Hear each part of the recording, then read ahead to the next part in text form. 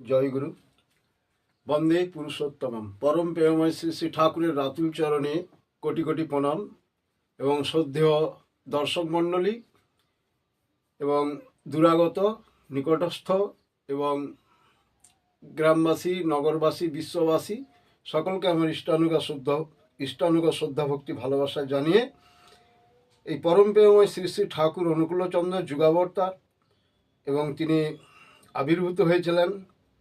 তিনি যে বাণীগ্রন্থ দিয়েছেন তার মধ্যে একটি বাণীগ্রন্থ যেটি খুবই ছোট গ্রন্থ, কিন্তু আমাদের গীতার সঙ্গে সেটা অনেক মিল খুঁজে পাওয়া যায় এবং গীতায়, এই বর্তমান যুগের গীতা বললে ভুল হবে না, কেননা এইটা যখন ঠাকুর লিখেছিলেন তখন ঠাকুরের 21-22 বছর বয়স।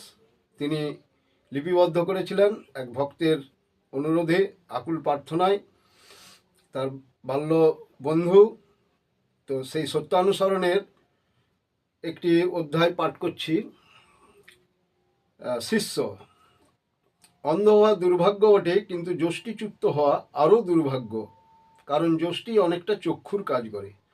স্কুলে গেলে তাকে ছাত্র বলে না, আর মন্ত্র নিলেই তাকে শিষ্য বলে না। হৃদয়টি শিক্ষক বা গুরুর আদেশ পালনের জন্য সর্বদা উন্মুক্ত রাখতে হয়। অন্তরে স্থির বিশ্বাস চাই, তিনি যাই বলে দেবেন তাই করতে হবে, বিনা আপত্তিতে, বিনা ওজরে, বরং পরম আনন্দে। যে ছাত্র বা শিষ্য প্রাণপণে আনন্দের সহিত গুরুর আদেশ পালন করেছে সে কখনোই বিফল হয়নি। শিষ্যের কর্তব্য প্রাণপণে গুরুর আদেশ কার্যে পরিণত করা, গুরুকে লক্ষ্য করে চলা। তাঁর ভৎসনার ভয় রাখার চেয়ে ভালোবাসার ভয় রাখাই ভালো। আমি যদি অন্যায় করি তবে তাঁর প্রাণে ব্যথা লাগবে। যখনই দেখবে গুরুর আদেশে শিষ্যের আনন্দ হয়েছে, মুখ প্রফুল্ল হয়ে উঠেছে, তখনই বুঝবে যে তার হৃদয়ে শক্তি এসেছে। খবরদার কাউকে হুকুম করে কিংবা চাকর বাকর দিয়ে গুরু সেবা শুশ্রূষা করাতে যেও না, প্রসাদ থেকে বঞ্চিত হয়েও না। মা নিজের হাতে ছেলেপেলেদের যত্ন করে বলে ছেলের উপর অশ্রদ্ধা আসে না, তাই অত ভালোবাসা। নিজ হাতে গুরু সেবা করলে অহংকার পাতলা হয়, অভিমান দূরে যায়, আর প্রেম আসে। জয় গুরু। এই শিষ্য, আমরা শিষ্য সম্পর্কে আমাদের অনেক ধারণা বিকৃতি লাভ করেছে। এই শিষ্য, আমরা গুরু মিলে লাখে লাখ, শিষ্য না মিলে এক, কথাটা আছে। তো গুরু অনেক মিলে, কিন্তু শিষ্য খুব কম খুঁজে পাওয়া যায়। শিষ্য, তো প্রকৃত শিষ্য হতে গেলে মানে যেভাবে আমার দিকে হয়ে উঠতে হবে, ঠাকুর এই অধ্যায়টিতে সুন্দরভাবে বর্ণনা করেছেন। আর এই এই গুরু ধরে একমাত্র শিষ্য কীর্তিমান হয়েছে, গুরুর পথে চলেই। এই গুরুকে ধরেই যত সাকসেসফুল হয়েছে ছাত্ররা, তারা গুরুর আদেশ পালন করার মধ্যে দিয়েই তারা সাকসেসফুল হয়েছে।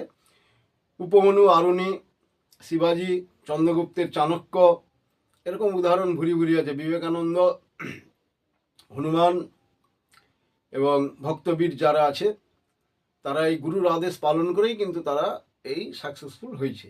তো ঠাকুর এই শিষ্য অধ্যায়ে, যে আমরা স্কুলে গেলেই তাকে ছাত্র বলে না। স্কুলে আমরা হয়তো অ্যাডমিশন হয়ে স্কুল যাচ্ছি কোনো কিছু শিক্ষা লাভ করতে, কিন্তু তাতে আমি যে ছাত্র হয়ে গেছি তা কিন্তু নয়। তখনই আমি ছাত্র যখন গুরুর আদেশ ঠিকভাবে আমি পালন করব, তখনই কিন্তু ছাত্র।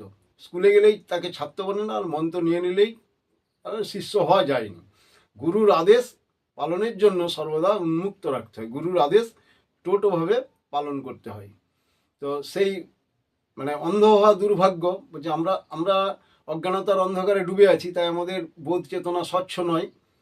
তো বলছে যষ্টিচ্যুত হওয়া, অন্ধ হওয়া দুর্ভাগ্য বটে, দুর্ভাগ্য, কিন্তু যষ্টিচ্যুত হওয়া আরও দুর্ভাগ্য। যষ্টি অনেকটা চক্ষুর কাজ। যষ্টি বলতে এখানে হচ্ছে একটা লাঠি। এই লাঠিকে যষ্টি বলে। যদি একটা অন্ধ লোক একটা লাঠি থাকে, সে মোটামুটি লাঠিটা ঠাওর করে করে লাঠি দিয়ে কিন্তু অনেকটা পথ চলে যেতে পারে। কিন্তু সেই অন্ধ লোকের যদি লাঠি না থাকে, তাহলে কিন্তু মোটেও সে হাঁটাচলা করতে পারবে নি, কোনো কিছুকে অনুভব করেও যেতে পারবেন। তো সেই জন্য এই গুরু আমাদের অজ্ঞানতরূপ অন্ধকার থেকে জ্ঞানরূপ আলোতে পৌঁছে দেবেন, এবং জ্ঞানাঞ্জন শলাকয়া তিনি, সেই গুরুকে আমাদেরকে অবলম্বন করে এই গুরুর পথে চলতে হবে। বলছে নিজ হাতে গুরু সেবা করলে অহংকার পাতলা হয়। এই এই এই অধ্যায়টিতেই ঠাকুর বলেছেন নিজ হাতে গুরু সেবা। আমরা অনেক সময় চাকর বাকর দিয়ে বা লোক দিয়ে পূজা আজা বা গুরু সেবা করাই, তা কিন্তু নয়। শিষ্যকে নিজে হাতে করতে হবে।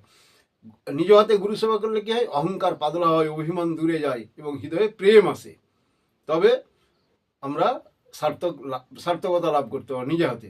আর নিজে হাতে যখনই আমি তার সেবা করবো, তখন তার প্রতি আমাদের টান বা অনুরাগাবদ্ধতাও বাড়বে, তার প্রতি প্রেম আমাদের বাড়বে, টান বাড়বে।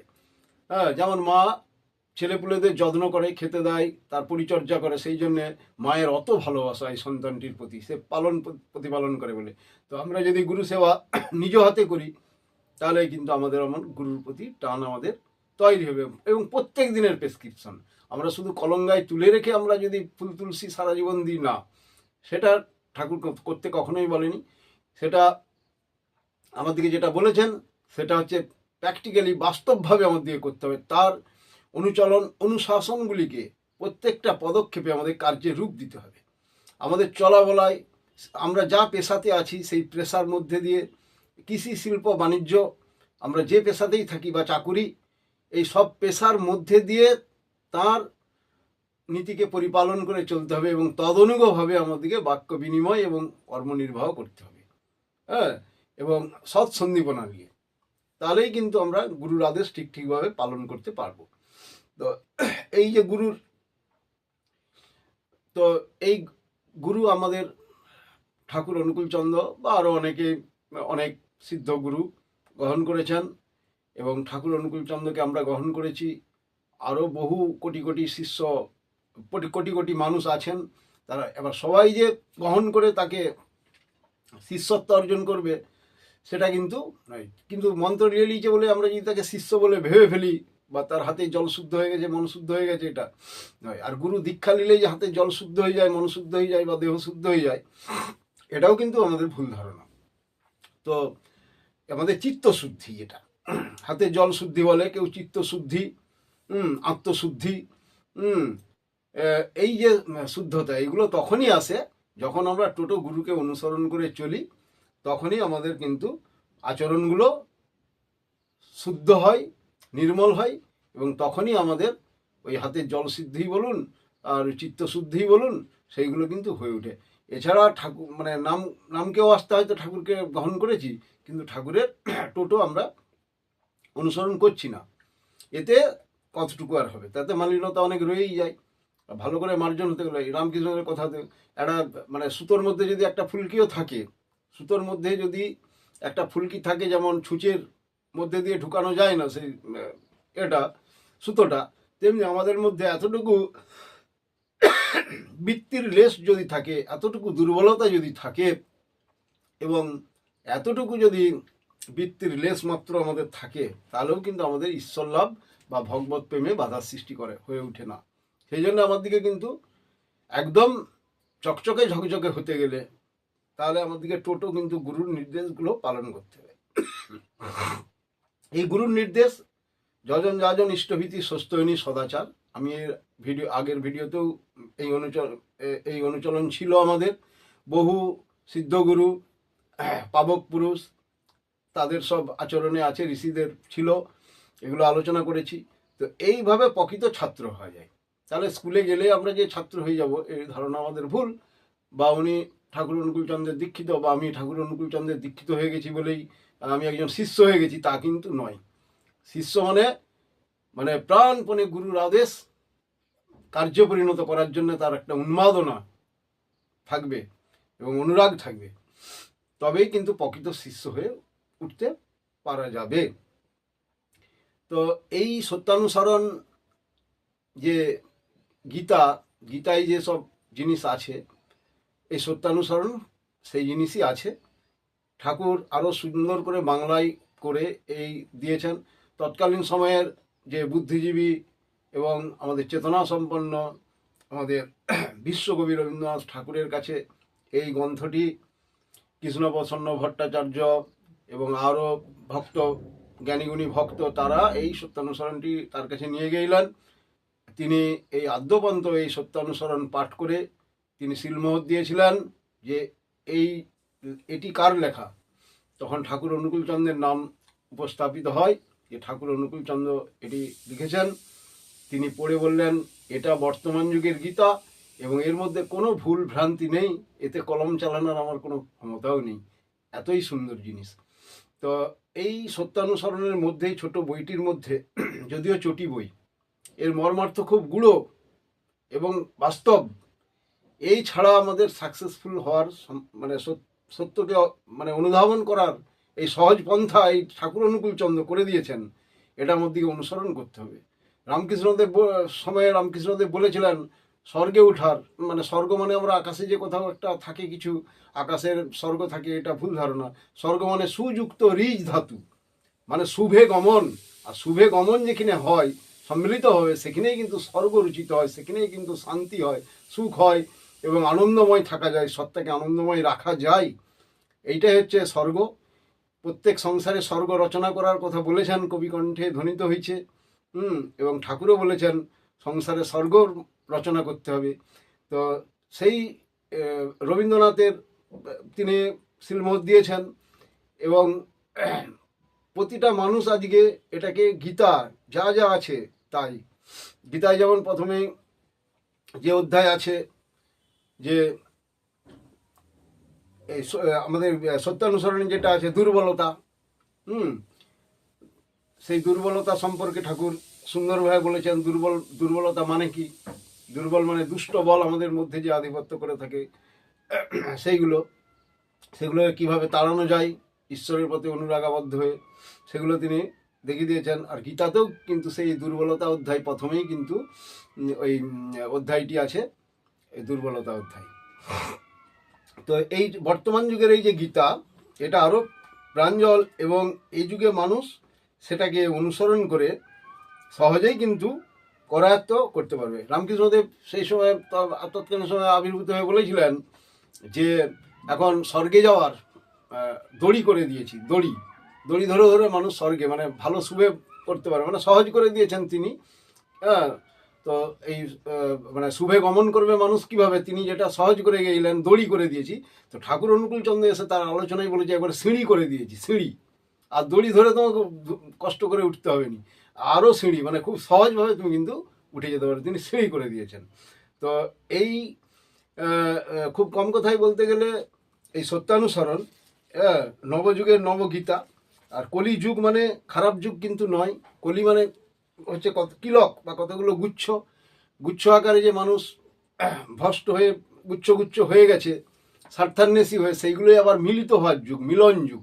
কতগুলো গুচ্ছ একসঙ্গে মিলিত হবে, এই মিলন যুগটা কিলক বা কতগুলো গুচ্ছ সেগুলো একে মিলিত হবে, এই মিলন যুগ এবং চেতনার যুগ এটা। তো কলিযুগ খারাপ যুগ নয়। আমরা যুগের দোহাই দিয়ে অনেকে বলি এইটা খারাপ যুগ, খারাপ হবেই না। আমরা এগুলো ধর্মবিমুখ হয়ে পড়েছি আস্তে আস্তে, আমরা বিকৃত চলনায় চলে কিন্তু যুগ ঠিক আছে, যুগ বার্ধক্যের যুগ। যুগের যেমন প্রত্যেকটা যুগের যেমন প্রত্যেকটা মানুষের যেমন যৌবন, কৈশোর, বার্ধক্য ইত্যাদি আছে, তেমনি এই যুগেরও বার্ধক্য, এই বার্ধক্যের যুগ হচ্ছে কলিযুগ। এই যুগেই কিন্তু চরম জ্ঞান প্রাপ্তি হয় এবং চরম জ্ঞান প্রাপ্তি, পরম জ্ঞান প্রাপ্তি। আমরা বিজ্ঞানের কথাই যেমন বিশ্ব ব্রহ্মাণ্ড আস্তে আস্তে প্রসারিত হচ্ছে, বেড়ে চলছে নানা রকম। আগে যেমন কয়েকটা গ্রহ আবিষ্কার হয়েছিল, তারপরে আবার কতগুলো গ্রহকে জানতে পারা যাচ্ছে, তারপরে কত মহাকাশ সম্পর্কে অনেক কিছু জানতে পারে। তেমনি আমাদের এই ধর্মজগতে নানা রকম অনেক কিছু চেতনার স্তর, যেগুলো আমাদের কাছে এখন প্রতিভাত হচ্ছে এবং জানতে পারা যাচ্ছে এই বর্তমান যুগে। তাই লেটেস্ট ঠাকুর অনুকূলচন্দ্র, যুগপুরুষোত্তম শ্রী শ্রী ঠাকুর অনুকূলচন্দ্র, তিনি কিন্তু সহজভাবে আমাদের কাছে প্রকৃত কুসংস্কার মুক্ত এই ধর্মকে পরিবেশন করে গেছেন। তাই আমাদের ছাত্র হতে গেলে বা শিষ্য হতে গেলে গুরুর আদেশ প্রাণপণে, গুরুর নির্দেশ আমাদেরকে মেনে চলতে হবে। যে ছাত্র বা শিষ্য প্রাণপণে গুরুর এই আদেশ মেনে চলে, সেই কিন্তু ঠিকভাবে সেই ছাত্র বলে পরিগণিত হয়। নাহলে কিন্তু আমরা স্কুলে অ্যাডমিশন নিয়েছি বা স্কুল যাচ্ছি, তাতে আমরা কিন্তু ছাত্র হতে পারবো না। এবার সবাই এগরোল করতে পারেনি, এবার কেউ এগরোল করে, তারপরে 1 2 3 4 5 6 করে রোল হয়, তাদের যে যেরকম মার্কস পায়, যে যেরকম সাধনা করতে পারে, যে যেরকম চেষ্টার মধ্যে দিয়ে উন্নীত হতে পারে। তো এই হচ্ছে শিষ্য কর্তব্য প্রাণপণে গুরুর আদেশ কার্যে পরিণত করা, গুরুকে লক্ষ্য করে চলা। আর বলছে গুরুকে কীভাবে ভালোবাসবে, বলছে ভৎসনার ভয় রাখাচ্ছে ভালোবাসার ভয় রাখাই ভালো। ভৎসনার ভয় মানে আমি একটা খারাপ কাজ করেছি, তিনি আমাকে বকাবকি করবেন বা শাসন করবেন না, তিনি শাসন, তার প্রাণে ব্যথা লাগবে এটা ভাবতে বলছে ঠাকুর, যে আমি যদি অন্যায় করি তার প্রাণে ব্যথা লাগবে। তাহলে দেখুন, আমরা কিন্তু ভয়ের থেকে আমরা ধর্ম করি, আমাদের পাপ লেগে যাবে, এটা করলে বিরাট পাপ, আমি পতিত হয়ে যাব। না, তার প্রাণে ব্যথা লাগবে। আমি যদি খারাপ কাজ করি, আমি যদি অন্যায় করে ফেলি, ব্যথা লাগবে। কিন্তু এই পদ্ধতিতে চলতে গেলে তার প্রাণে যাতে না ব্যথা লাগে, এই যে চলনে চলতে বলেছেন তার ব্যত্যয় চলনে যদি আমরা কখনো ভুলবশত চলে ফেলি, জ্ঞাতসারে বা অজ্ঞাতসারে, তাহলে কিন্তু তার জন্য প্রায়শ্চিত্ত করতে হয়, তারও বিধান ঠাকুরের দেওয়া আছে, সে প্রসঙ্গে যাচ্ছি না। এবং তার কাছে আমাদেরকে অনুতপ্ত হতে হয়, অনুতপ্ত হয়ে তার কাছে স্যালেন্ডার হয়ে সেটা স্বীকার করতে হয়, করে যাতে না আমি করি তার জন্য আমার প্রচুর নাম ধ্যান করে তার কাছে আমার এই জানাতে হয়। তাহলে কিন্তু আস্তে আস্তে সে মার্জিত হবে। গুরুর কাছে কোনো কথা গোপন করতে নেই। আমার পাপটা যা কিছু খারাপ কাজ করেছি সবটাই তার কাছে কিন্তু স্বীকার করতে হয়, তার কাছে কিন্তু অনুতপ্ত হয়ে তার কাছে স্বীকার করে আমাকে আবার পুনরায় চিত্তে গমন করতে হয়। মানে প্রায়শ্চিত্ত মানেই পুনরায় চিত্তে গমন, এবং প্রায়শ্চিত্তের নানা রকম বিধান আছে, বিভিন্ন রকমের ভুলভ্রান্তিতে সেই সব আছে। তো ঠাকুর বলছেন প্রচণ্ড পরিমাণে নাম যদি করা যায়, হব্বিষান্ন আছে, তারপরে আমাদের প্রজাপত্য ব্রত আছে, অনেক কিছুই আছে, মহা সন্তাপন ব্রত আছে। যাই হোক, ঠাকুর বলছেন যদি কেউ ভুলভ্রান্তি চলনে চলে, অন্তত সে প্রচুর দোয়ারে যদি নাম করে, নামের গতি যদি বাড়িয়ে দেয় এবং আরও সময় ধরে নাম করতে পারে, তাতে অনেক প্রায়শ্চিত্ত হয়ে যায়। আরও সূক্ষ্ম যেসব আমাদের ভুল ত্রুটিগুলো থাকে, সেগুলো ওইসব ব্রত যেগুলো আছে, হব্বিষান্ন করা, প্রজাপত্য ব্রত, ওগুলো কেটে যায়, আস্তে আস্তে সে নির্মল হয়ে উঠে। তো এত কিছু আছে। এই কুসংস্কার মুক্ত এই ধর্মকে বাদ দিয়ে আমরা হিজিবিজি অনেক কিছু করছি, আমাদের জীবনকে আরও জটিল এবং ভারী করে তুলছি। তো সহজ পদ্ধতি বলে আমি আজকে আপনাদের কাছে শেয়ার করছি। এটা আপনারা একটু খতিয়ে দেখবেন, দেখলেই মনে হবে যেন খুব সহজ, এবং এত সহজটাকে বাদ দিয়ে আমরা অন্য সব হিজিবিজি করতে যাব কেন? সর্বদেবময় গুরু শ্রী শ্রী ঠাকুর অনুকূল চন্দ্র।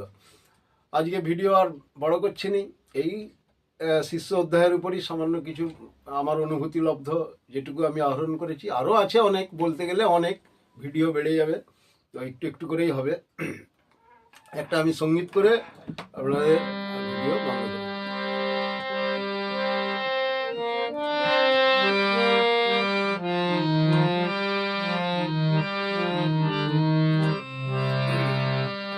হে মোর দেবতা, হে আচার্য মোর, হে মোর প্রিয় পর,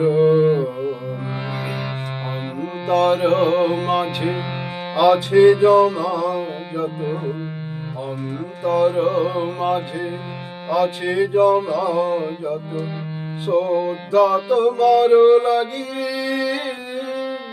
তোমার চরণে আজিকে প্রভু আহুতি দিলাম আমি, তোমার চরণে আমি। হে মোর দেবতা, হে আচার্য মোর, হে মোর প্রিয় পরম, অন্তর মাঝে আছে জমা যত, অন্তর মাঝে আছে জমা যত, শ্রদ্ধা তোমার লাগি, তোমার চরণে আমি। হে মোর দেবতা, হে আচার্য মোর, হে মোর প্রিয় পরম, আমি দীনধম, আমি অভাজন, নাও করে প্রভু আমারে আপন। আমি দীনধম, আমি অভাজন, নাও করে প্রভু আমারে আপন, দূর করো মোর যত আবিলতা, দূর করো মোর যত আবিলতা। হে মোর জীবন স্বামী, তোমার চরণে আমি। হে মোর দেবতা, হে আচার্য মোর, হে মোর প্রিয় পরম।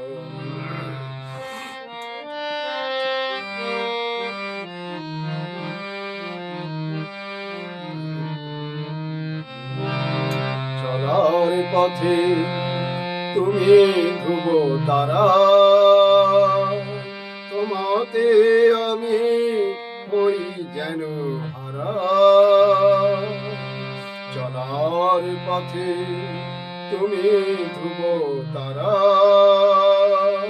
তোমাতে আমি হই যেন হারা। স্বস্তি তৃপ্তি তোমারি আশা, তোমারি স্বার্থ আমারি সাধন, তোমারি কর্ম আমারি ধর্ম, তোমারি কর্ম আমারি ধর্ম। ওগো জীবন স্বামী, তোমার চরণে আমি। হে মোর দেবতা, হে আচার্য মোর, হে মোর প্রিয় পরম। অন্তর মাঝে আছে জমা যত, অন্তর মাঝে আছে জমা যত, শ্রদ্ধা তোমার লাগি। তোমার চরণে আজিকে প্রভু আহুতি দিলাম আমি, তোমার চরণে আমি। হে মোর দেবতা, হে আচার্য মোর, হে মোর প্রিয় পরম। হে মোর দেবতা, হে আচার্য মোর, হে মোর প্রিয় পরম। জয় গুরু। বন্দে পুরুষোত্তমম।